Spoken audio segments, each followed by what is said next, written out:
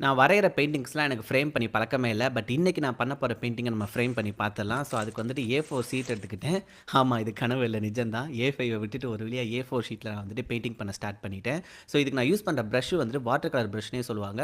நீங்க அதுக்குள்ள water கலர வாட்டர fill பண்ணிட்டு நீங்க வந்துட்டு லைட்டா பிரஸ் பண்ணீங்கன்னா தண்ணி வரும். அத பேஸ் பண்ணி பிகினர்ஸ் வந்து ரொம்ப ஈஸியா பெயிண்ட் பண்ணலாம். எனக்கு ரொம்ப யூஸ்ஃபுல்லா இருந்துச்சு. வேணுனா வாங்கி ட்ரை பண்ணி பாருங்க.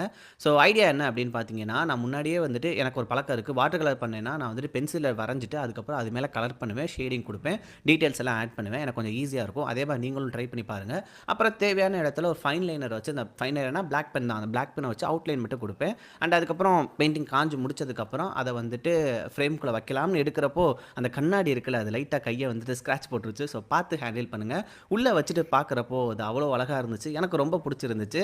அது எங்க வீட்லயும் மாட்டி பார்த்தேன். நல்லா கியூட்டா அழகா இருந்துச்சு. உங்களுக்கு பார்க்க எப்படி இருக்குன்னு சொல்லுங்க.